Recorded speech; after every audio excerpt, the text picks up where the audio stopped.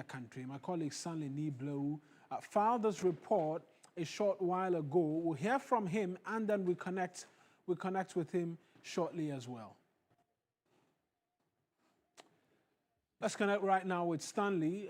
That report not readily available right now. Stanley, talk to us. Where exactly is the procession team? What can you report?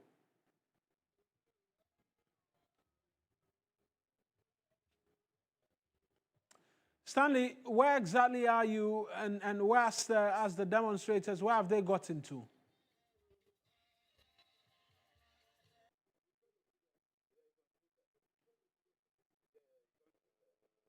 Well, it does appear there's a bit of a challenge with connecting with Stanley, but he's been engaging a number of the protesters. Here's what they've been telling us is the basis upon which they are on the streets. People have decided not to give up. They're continuing to show up and demand more. Those whom the state has taken a lot from continue to show up. And there's nothing more encouraging than that. Okay, so another one is calling for a state of emergency. But most of them, should I say, our leaders are not The truth is that we are already in a state of emergency. Galamsey is an emergency. So how we deal with it is what people are calling for. We need to see the tools that deal with the state of emergency, not to call for it. But we're already in it. So how we deal with it must show that we recognize that this is an emergency. So what do you have to say today? What role do we have to also play? To be honest, and let's be clear about this. Young people have continued to track. Young people have continued to knock the door. This is not on them, this is on our leaders. So this is not the time to ask young people for answers. The answers must come from those who campaign on the promise of answer. Those who continue to head critical state institutions. Those who are employed while a lot of young people are unemployed. Who have been giving critical institutions, the Minerals Commission, the Environmental Protection Agency. Those institutions are not doing their work. That's what we're asking for. So those who are institutions must work for young people to have faith in this country again. Okay, so they're also saying that when it comes to the fight of Galamsey, if there is of the chiefs in the local community, That's Oliver Bakavomo is one of the lead conveners of the Fix the Country and Democracy Hub group. And let's connect again to Stanley Niblo. Hopefully we have a better connection to him this time. Stanley, talk to us about the demonstrators. Where have they gotten to?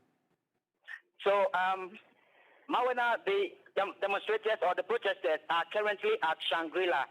They moved from the Runabout Enclave or the Akramo Enclave, and they are marching to the Revolutionary Square, where they converged last night to hold a vigil in protest against the destruction of the environment.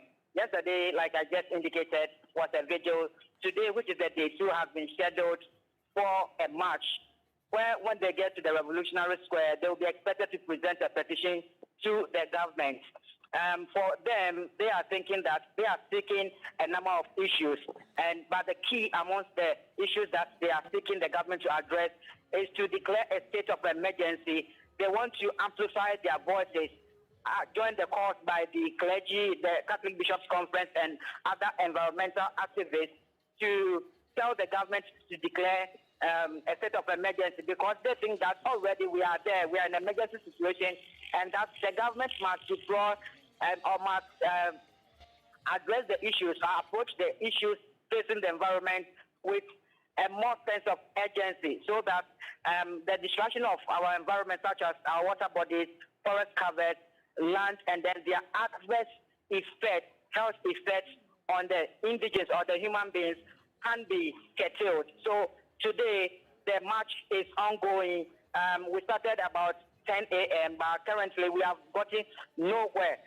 When you get to the ground now, the numbers are not encouraging, but the message that they are sending is very relevant and significant, in that the state or the current state of affairs is not good, and so they want the government to do something about it. Even though the president, when the president addressed the media, met the media during the encounter, he made mention that declaring a state of emergency will be the last resort.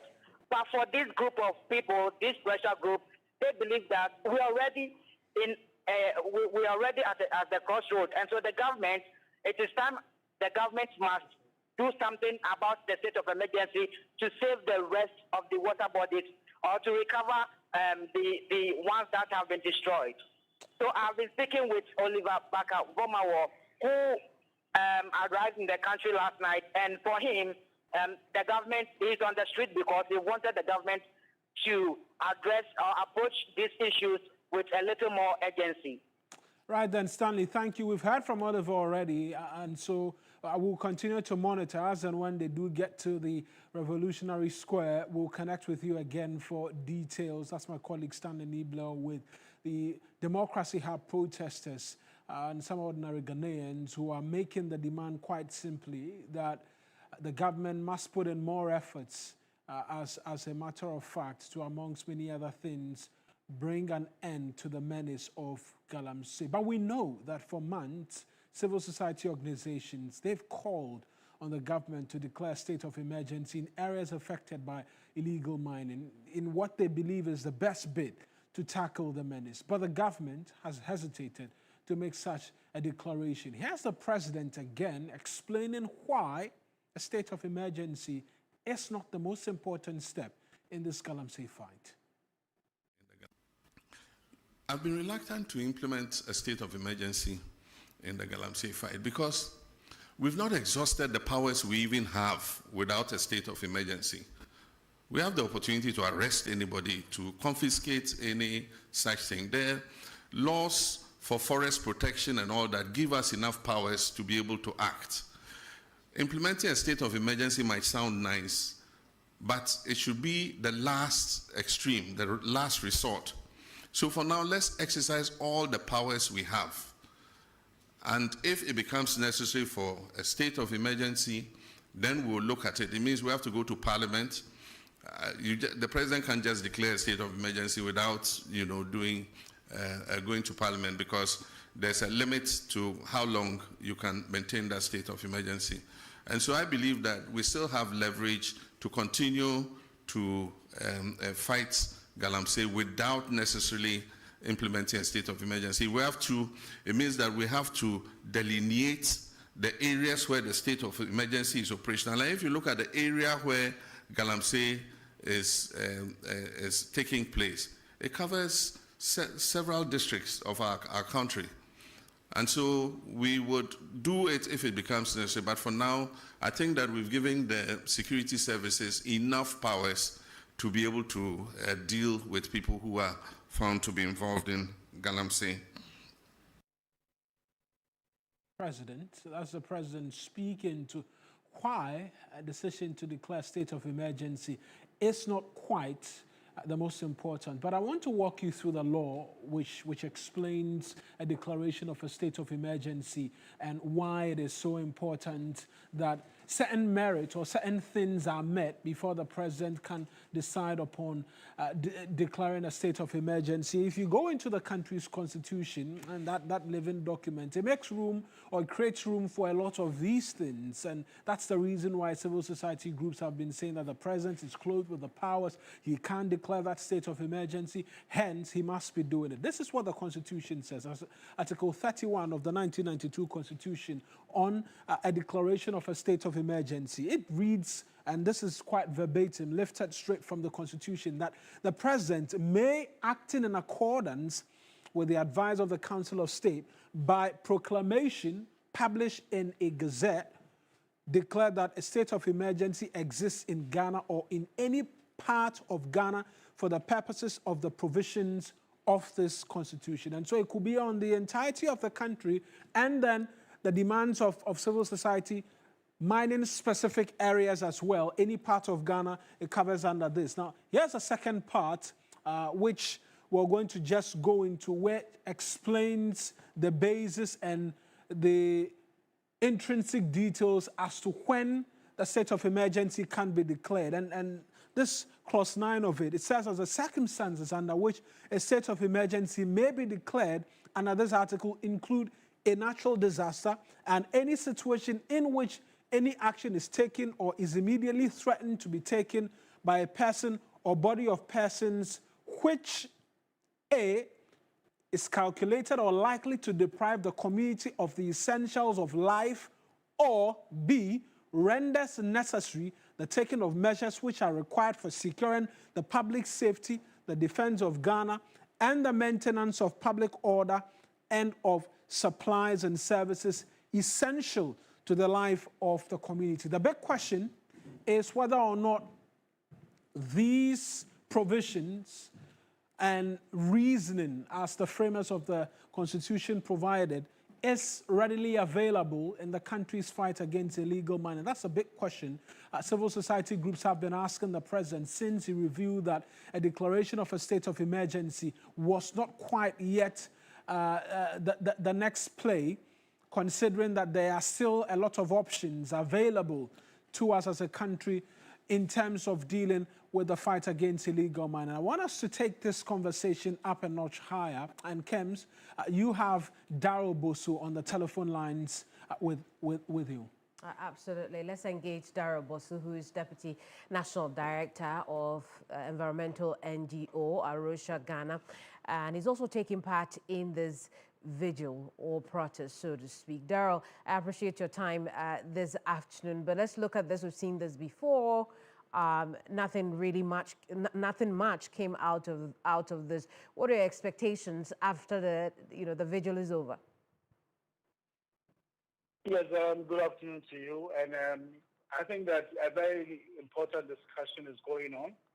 And whether the vigil or the protest is going well or not, I think Ghanaians are still being reminded that the emergency situation we find ourselves is still with us, and the need to take very decisive actions cannot be underestimated. So for me, I'm looking forward to the coming days, other institutions like UTAG, organized labor, also mobilizing for action, because we need to see the government really do more. I completely do not agree that we are not at a point where we don't need a state of emergency. If you look at the constitutional provisions that has been indicated by your colleague, it clearly shows that when the essentials of life are at risk, and this is where we find ourselves. I mean, the government themselves acknowledge that we are faced with environmental terrorism. They also acknowledge that this is a human security issue, and that means that our essentials of life are at risk, with our food, with our water, and even community well-being, and even security within the community is seriously compromised. So to that extent, I think that there is no reason why the government is dragging its feet when it comes to taking this very important action of invoking a state of emergency in some targeted regions and districts across the country. I see. So, Daryl, I mean, as long as you're concerned, the conditions we find ourselves in at the moment satisfy, the requirements for calling for a state of emergency, and that we are at that last resort right now, is it? Absolutely, absolutely. And also, irrespective of the fact that we have certain solutions that we are yet to leverage, I think that does not still stop us from taking these actions a top-notch higher, where we know that, look, if these actions are put in place, this is how we're going to solve the problem. First of all, the government needs to understand that citizens really are expecting a lot of him. There is the goodwill, but if there was really something being done with Galamsey and it's in insufficient action, I don't think that we will be calling already on the government to be more proactive, because right now that's not what we feel. It was only recently that all these uproar by CSOs and all of that led to Gold Board giving some money to 9 months, which was set up some almost 3 months ago, to try and go out there and deal with Galamsey. 3 months ago, it was only last week. So I think that the government has been sitting down, just watching and letting things get out of hand, and that is what we need to avoid. This government cannot fail us, and we have only 1 year to really deal with it. Otherwise, in the second year, the government gets too comfortable, and then they just start doing all the things that we know every government that gets comfortable in office starts to do. So I think that the government must really act now with much more decisive action than they are doing so far. But Daryl, explain to us how declaring the state of emergency in these mining communities will help curb the situation or deal with the illegal mining menace. I think, yes, to respond to that, a state of emergency, as we have been indicating, is a tool available to the state. You can use that tool to circumvent certain bureaucratic systems. For example, we know that excavators are moving day in and day out. the DVLA saying that, look, they are monitoring, they are licensing excavators. Minerals Commission says they are monitoring some of them. But we also know that the excavators moving day in and day out along police checkpoints almost every time, going to the communities and doing mining.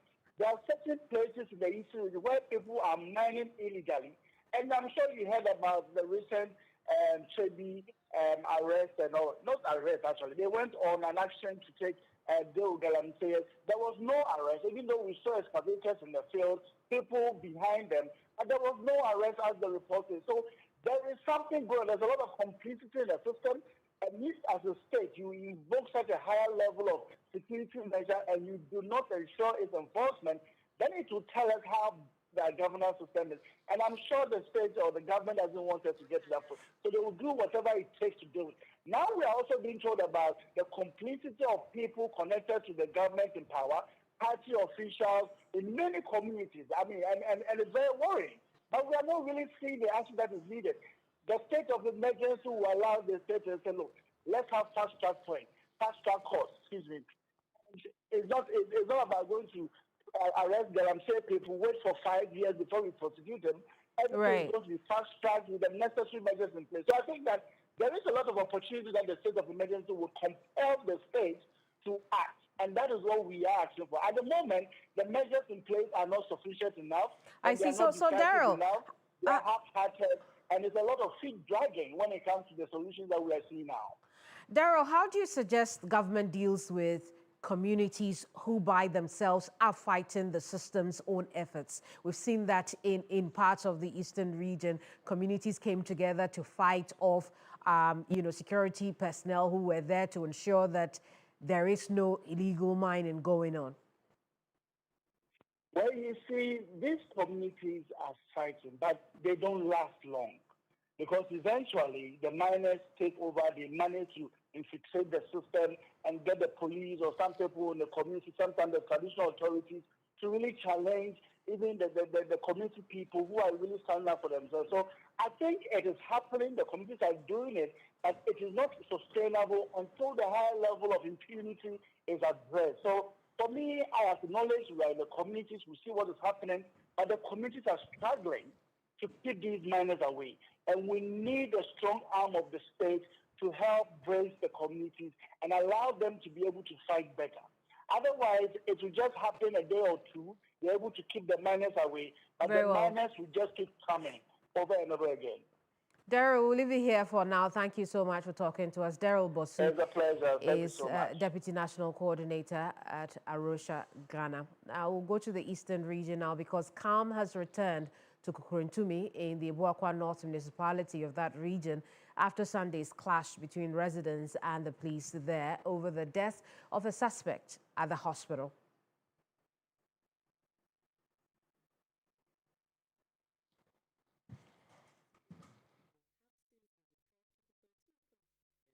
To forestall any potential reprisal attack, security personnel have since been deployed to Kukurantumi police station to forestall any potential reprisal attacks and to ensure that law and order are maintained.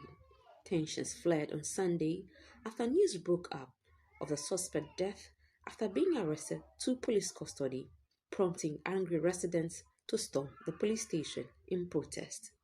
The confrontation escalated quickly, resulting in damage to police property and heightened fear among locals. It took a swift intervention and reinforcement from the Eastern Regional Police Command to restore calm in the area and disperse the agitated crowd. Let's have a quick chat on the back of this. Rita Kosieje Awate is Eastern Region Minister. She's joining us for a bit more on this. Thank you so much for your time. I believe that as chair of the Regional Security Council, of course, measures you have put in place have led to the restoration of calm. But let's go back into time as to what happened to this suspect. What have you found? Yeah, good afternoon to you too. Hello? Indeed, I'll take it again, Rita. I'm asking, as far as RECSEC is concerned, what took place? Okay, so thank you to the three. A happy holiday to you. I think yesterday we had the information. Personally, I had the information around 9 o'clock that there is a security tension in the Kukurantumi. Briefing given to me was that a suspect was arrested yesterday early in the morning, and through the process, the suspect was refusing arrest. Subsequently, there was tension between them, him and the policeman. That ended them at the hospital, and through that, he lost his life. So tension was mounted in the whole of Kukurantumi area. But with the intervention of the police and other security bodies, the calm has returned to Kukurantumi. Based on Rex's investigations, how did the suspect lose their life? Can you come back? How did the suspect die? We are yet to investigate to really get what happened. According to the briefing I had, there was confrontation between the suspect and the police, and that was what amounted to the death. But we are yet to conduct further investigation to really ascertain what it was. Obviously, you have a security situation on hand. We hear that calm has returned. But what measures are you putting in place to ensure that the community members who are seeking justice for the deaths of their friend or relative get the justice they need, but at the same time also you keep the peace in Kukurantumi? Yesterday, the police commander, other policemen, and the security coordinator for Eastern Region, we visited the family yesterday. We spoke at length, and we assured them of government's commitment to investigate and really find out what caused the death of their beloved son. As a minister, I'm ready to support whatever government has promised the people, that we are going to follow up to investigate and find out what happened. We spoke at length with the family and also calmed down the youth of the area. We really assured them of government commitment to follow up on what really happened. The body of the late young man has been deposited at the morgue while waiting for further medical investigation. I see. We'll leave it here. Thank you so much for talking to us. Rita Akosiawate is Eastern Region Minister. Now, residents of Tamale have embarked on a demonstration to protest against the sale of opioid and other illicit drugs in the metropolis. The demonstrators are also demanding the security forces and government intensify the campaign and fight against drug abuse. Tamale has become a hub of opioid trafficking in Ghana, with the majority of the youth engaged in the trade and usage of drugs. My colleague Christopher Marco was part of the demonstration, joining us right now with a bit more in terms of updates. Christopher, talk to us. How did it all go in terms of this protest? Yeah, so Marwin, I can say that it went well because the protesters have been able to drum home their message of ensuring that the stakeholders in the greater Tamale metropolis support the fight against the sale and usage of illicit drugs in the greater Tamale metropolis. Now, all they are seeking to say and get the attention of stakeholders is that it is not just only about using the drugs. People sell the drugs to the users. How does the drug get into the Tamale metropolis and the region at large? And so that is exactly what they want the security services, they want the REFSEC and other bodies to join them to fight. You remember that in recent past, just some few weeks ago, a certain drug lord in the greater Tamale metropolis, Alhaji Sawiti, was arrested and taken to court. And so they are saying that if they are able to fish out these peddlers in the greater Tamale metropolis, it will go a long way to ensuring that they are able to curb the influx of drugs into the northern region, specifically in the greater Tamale metropolis. Right. Chris, let's hear from some of the demonstrators first. Then I'll come to you as to what the response of authorities have been to these demands. But it's a demonstration not on government, but demonstration on the people who are selling the tramadol. And this now we're calling in the help of the government because of certain things. The three northern region, we don't have a rehabilitation center in northern region. Secondly, there's no bylaw that will guide us, which is we are in Tamale. We need a bylaw. Because you see now, you don't know the houses who are taking or who are selling. These kids are just taking tramadol like crazy. And the people think that they are making market down here.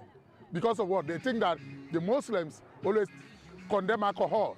But the new ways to bring them in addiction, they use tramadol to, pull them down. And these guys are, they think that it's just something you got to take. They call it medication. It's not medication. It's killing them every day. So we beg the government to do something about it because the people who are selling it is now afraid.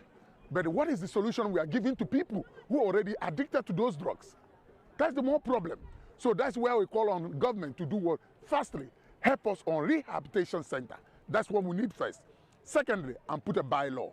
That's what can, protect the kids in Tamale. But let me tell you something. I thank all the stakeholders, their opportunity they have given, especially the media, the schools, the whatever. Chris, let's stay on the responses. We know there's been a task force and a committee which has been set up to deal with the challenges of opioid abuse in the north. Did they receive a petition? What is their response as well? Yes, so Marina, first of all, we know that the office of the National Security Liaison Officer has been doing a lot in the region, engaging the anti-drug task force. And so they have come out strongly to say that already they have put plans in place to ensure that these people are arrested and also brought to book. The Narcotics Control Commission, as well as other agencies within the government structure, have also been supportive. And yesterday, before the demonstration, the office of the National Security Liaison Officer has indicated that his office is ready to assist them either with resources to be able to go into the various districts and areas to be able to clamp down on the sale and usage of these illicit drugs. Right then, Chris, as always, thank you very much for those details. Christopher Marco is my colleague in the Savannah region and the northern region for us this afternoon on that protest by indigenous residents of Tamale demanding an end to opioid abuse. Let's hear as well from the Security Liaison Officer Christopher mentioned. Oh, we'll bring you that later on. Well, a former director of the Ghana School of Law, Kukurantumi, says government should not abolish the Ghana School of Law as part of the proposed reforms to legal education.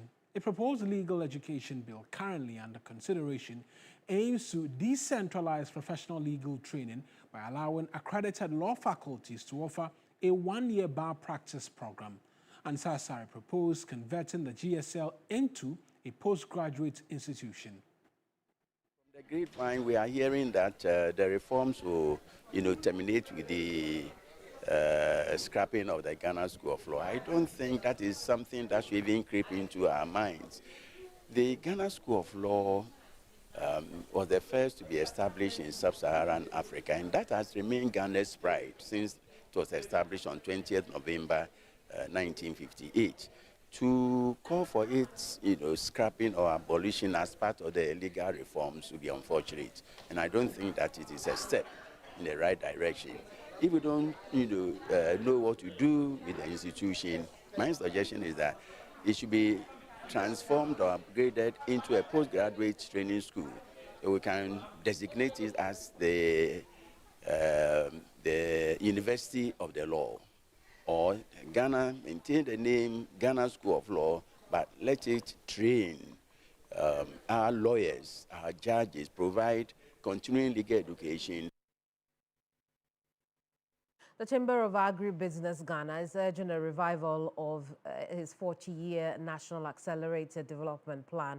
In a statement to mark Founders Day, the Chamber highlighted Nkrumah's integrated vision for agro-industrial transformation, including agro-processing, supporting industries and critical infrastructure like energy and logistics. The Chamber also called on government to adopt a modern public-private driven framework to drive inclusive growth, boost investment, and build sustainable agro-industrial cluster for long-term national development.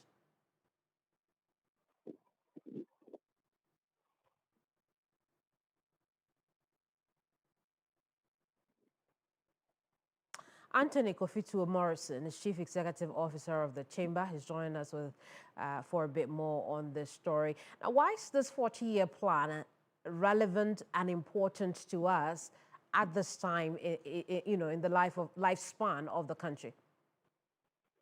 Thank you very much, and a very good afternoon to your cherished viewers. We are celebrating a man of vision, an African man of the century.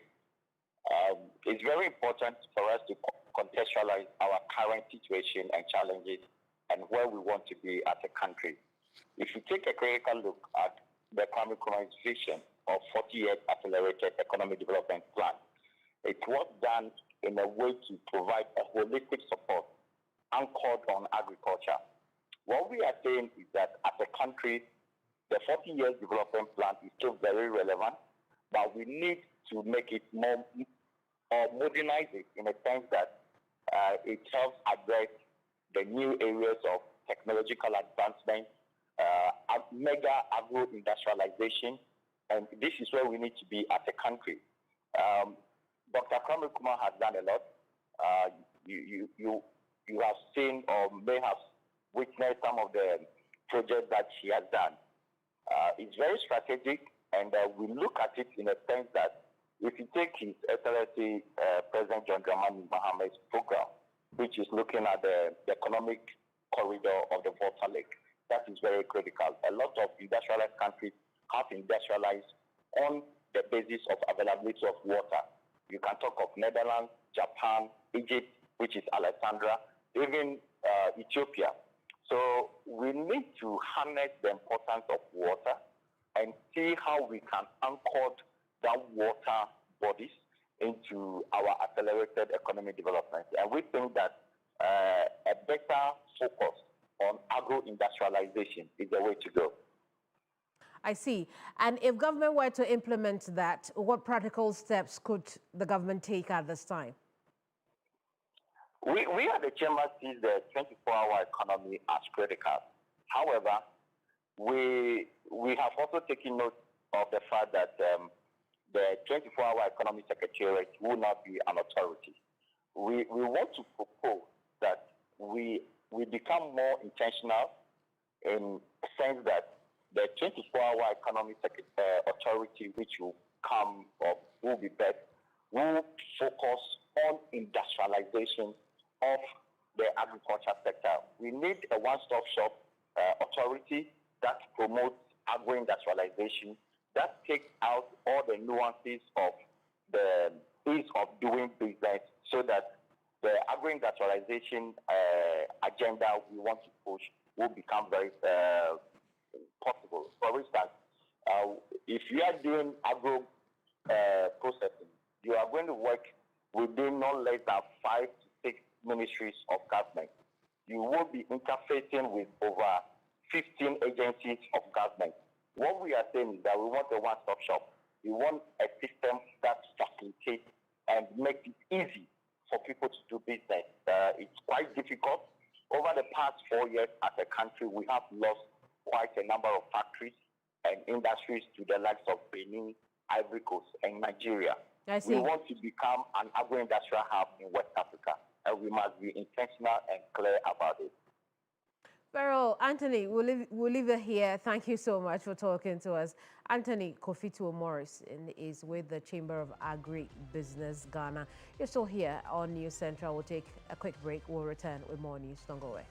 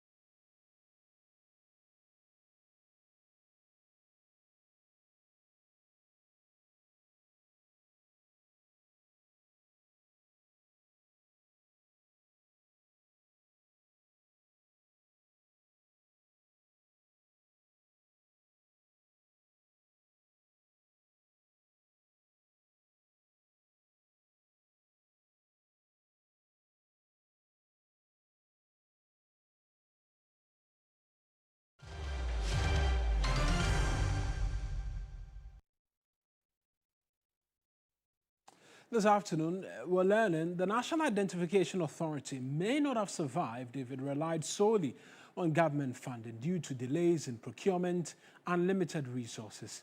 Executive Secretary of the NIA, Wisdom Deku, says the involvement of a private partner has been critical in keeping operations running smoothly. He spoke on hot issues.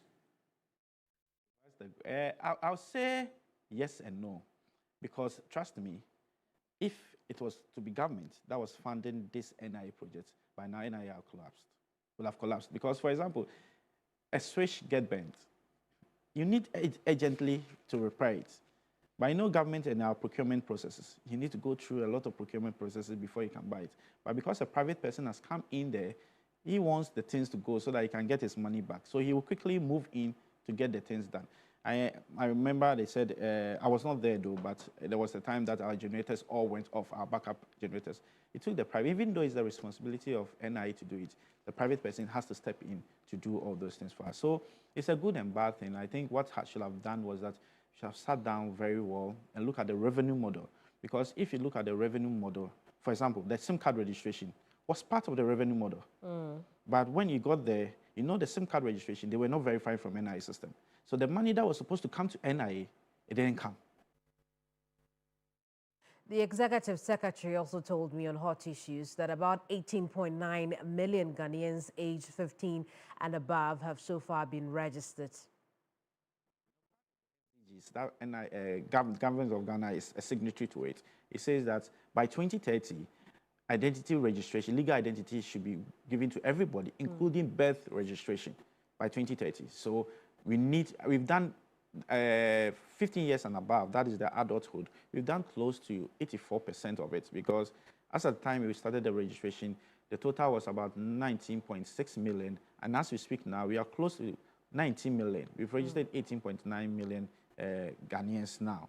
So 18.9? Yes, we've registered 18.9 million Ghanaians now. So it's left with those below the 15 years, 6 to 14 years, and the 0 to 5. So we are hoping that by close of next year, the 6 to 14, we are estimating to register by 6.9 million people. And we hope to achieve that next year. In fact, last year, they started the registration too.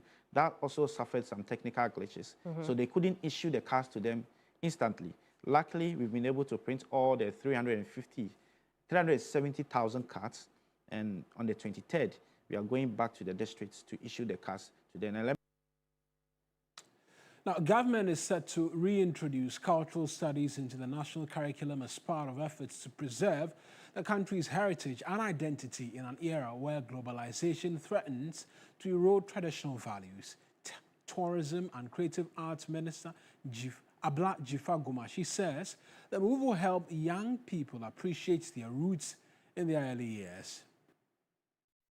The motivation for government to want to reintroduce culture into our curriculum is because the world has become a small place. It's a global village now. And if we don't take steps to inculcate appreciation of our heritage and our culture and our children at a very young age, we risk losing them to the world without preparing them adequately. As you will testify yourself, culture and the creative space and tourism lends itself for many people to find a vocation in the whole value chain. And so if we reintroduce it into the curriculum as it was when I was growing up, we are certain that we'll raise more culturally savvy young people to be ambassadors and be patriotic citizens for our country. So government is really putting its money where its mouth is to ensure that we don't wait for people to discover who they are when they are old. When we do that, the unfettered appreciation for other people's cultures take over. And if you don't love your country, who is going to love it? Right now, let's bring you Regional Hub.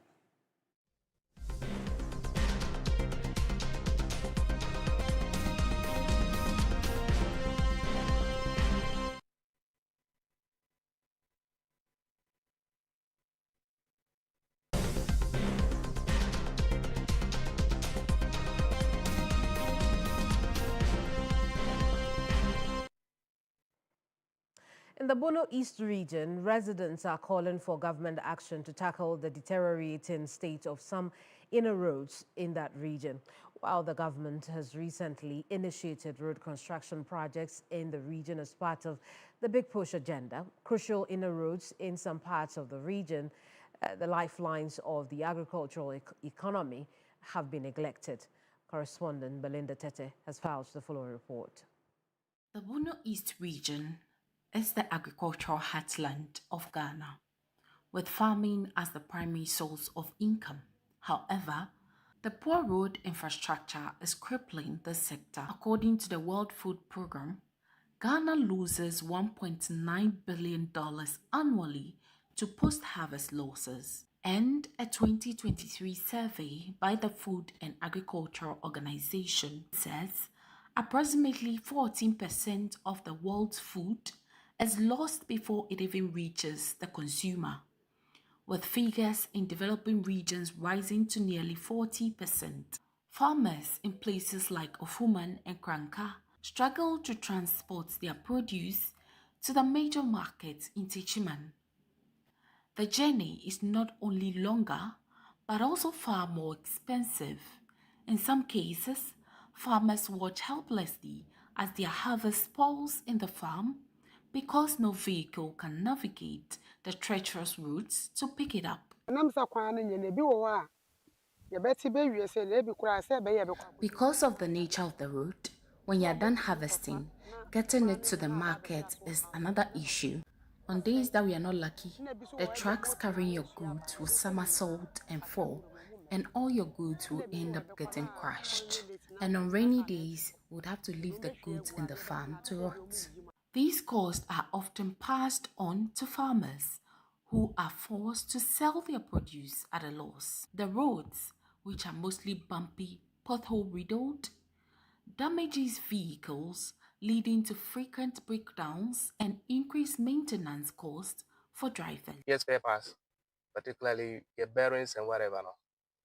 Whenever I come to this area, every 1 week I have to change a bearing or something has to spoil for me to fix. Beyond the economic fallout, the poor roads are impacting daily life in these communities. The road is so bumpy that when you tell a car to come pick you up, the driver will tell you bluntly they will not come. During the rainy season, some roads become terribly slopey. Equally, during the dry season, the dust from the untarred roads also poses a serious health risk, leading to respiratory illnesses among residents. Well, especially when it rains, so our people find it difficult to go to the market. Because the road is not hard, you have so much dust emanating from the dust road. So you inhale the dust, it brings health implications. The lack of proper infrastructure also discourages potential investors who see the difficulty in transporting goods and services. This further hinders the region's development and perpetuates a cycle of poverty. Business thrives well when we have link roads leading to various towns.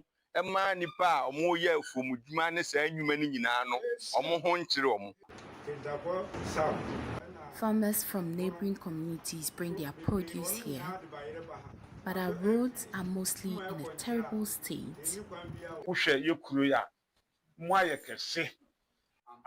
Our community has expanded, and due to the market, visitors are always coming in and out of this town. But most of our town roads are in a bad state, and so we plead for intervention. While government efforts to improve some major roads in the Bono East region are commendable, the focus has not been on the most critical inner roads that directly supports the agricultural value chain. The president recently commissioned the construction of some key road networks as part of the Big Push agenda. As I speak now, 70-kilometer road has been approved. We have contractor on site. So we are just done with the salt cutting, and project or work is going to commence it takes effect immediately after this salt cutting. But there seemed to be an oversight on Town Road. This is a major threat to the foundation of the local economy. The government decision to cut salt for major construction is a step in the right direction, but the people of Kranka, Mateso, and Ofuman believe that their roads should also be a priority. The situation in the Bunu East region highlights the importance of investing in Sustainable Development Goal 2, which aims to achieve food security, improve nutrition, and promote sustainable agriculture by 2030. One thing we must realize is that proper road network is a key enabler for this goal, as they facilitate the movement of food from farms to markets, reducing post-harvest losses and ensuring food security. Without a deliberate effort to address the inner road crisis, the hard work of farmers in the region will go unrewarded as they continuously lose millions of Ghana cedis to post-harvest losses. Now, the Ahafo Regional Director of Health, Dr. Akosua Jewo-Usisapon, has revealed a sharp rise in HIV cases. According to the Regional Health Director, the region has seen an increase in HIV cases from 519 in the first half of 2024 to 636 in the first half of 2025. And we want to go back to the HIV prevention measures that we used to talk about. We want to talk about abstinence, be faithful to passion, and use of condom to limit the transmission. Additionally, there are a lot of HIV interventions in all our health facilities. And these interventions are prevention or elimination of mother-to-child transmission of HIV, where all pregnant women that come to our health facilities are tested for HIV. Those that are positive are linked or put into care, and they are followed up until they deliver. That's 636 new HIV infections. And what is of great concern to us is the infection among the adolescents. 14% of these infections are among the adolescents.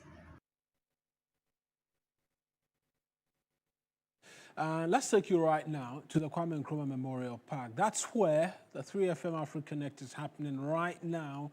And my colleague Noura is stationed there. A lot of fun activities expected, a day set aside to unite the continent of Africa. Noura, if you can hear me, what can you report? Today, Kwame Nkrumah Memorial Park is the place to be, and so if you're watching us right now, you should make your way to the Kwame Nkrumah Memorial Park for 3FM's Afro Connect. Now today it's going to be packed with lots of events and activities. We have several business booths and exhibitions currently underway. So many people are trooping in here with their parents, their wards. They're coming from all walks of life, different African countries, to this place to experience Africa connecting. Now, this day is a national holiday, and it's to celebrate and commemorate a man who had a vision, a man who dreamed of uniting and connecting African countries together as one. And so today we're here to do just that. And we have jollof wars happening. We have different businesses coming to sell their goods and to market their businesses. We have a stage being set up for the Kwame Nkrumah Night Concert, which will be happening later this evening. The scenery is absolutely beautiful. We have the waterfall on, we have several artwork on display, and we have the jollof wars happening, and this jollof war is intense at the moment as we speak. We have several countries participating.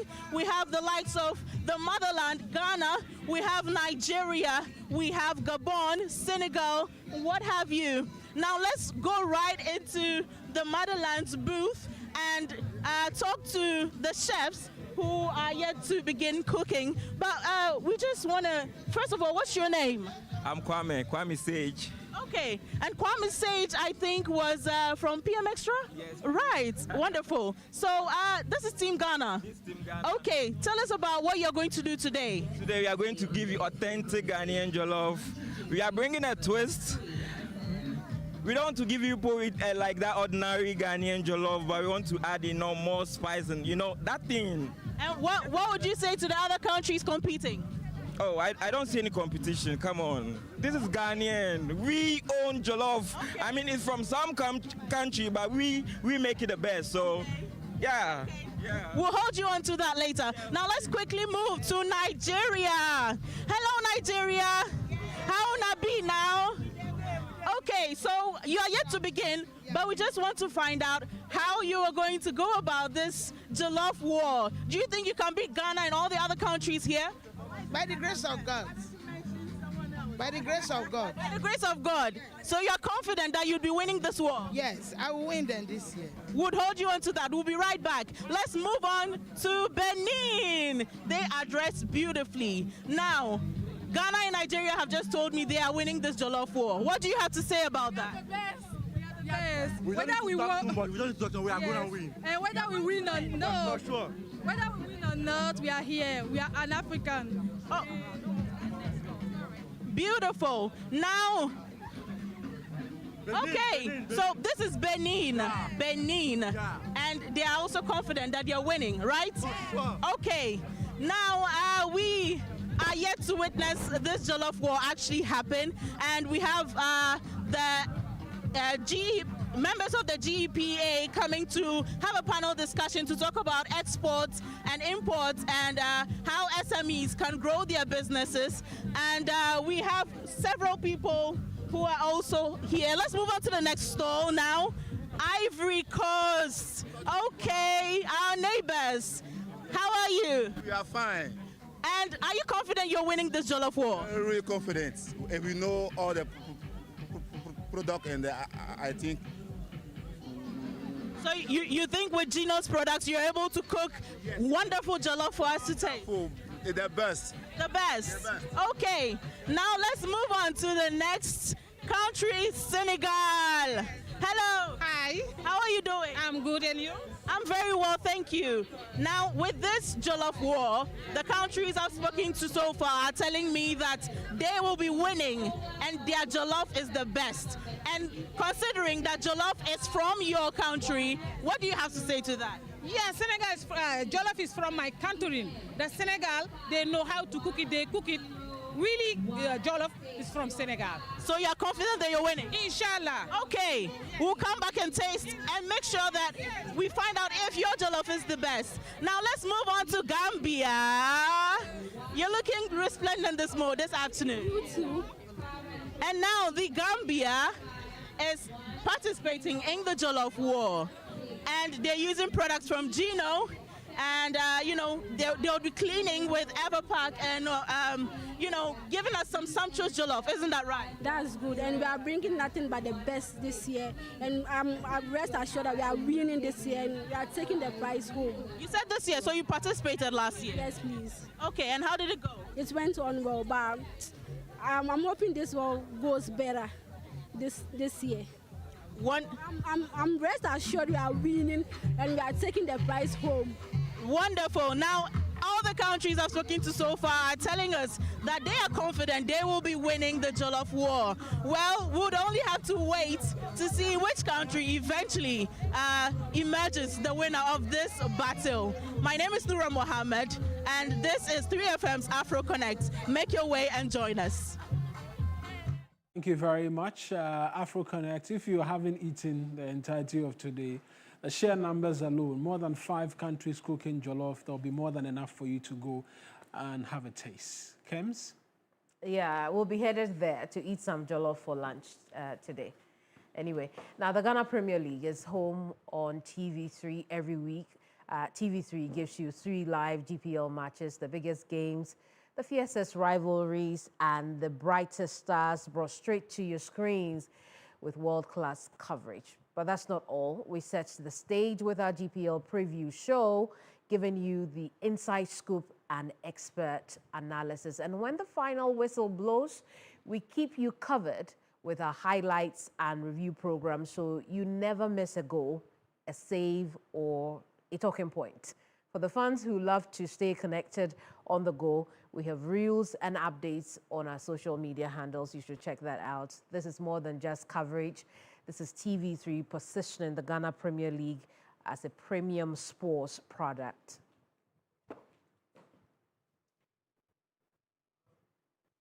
Do we have some matches coming up today? Yes. Suspect we have a game at 7 p.m. today, and so you can look out for that. But that's our package for you today. I am Mawin Aigbeta. And I am Kemini Amano. Enjoy the rest of the holidays. Holiday? Just one. Just one, yes, just one. Maybe, you want two? Maybe you could, a few more. You want to?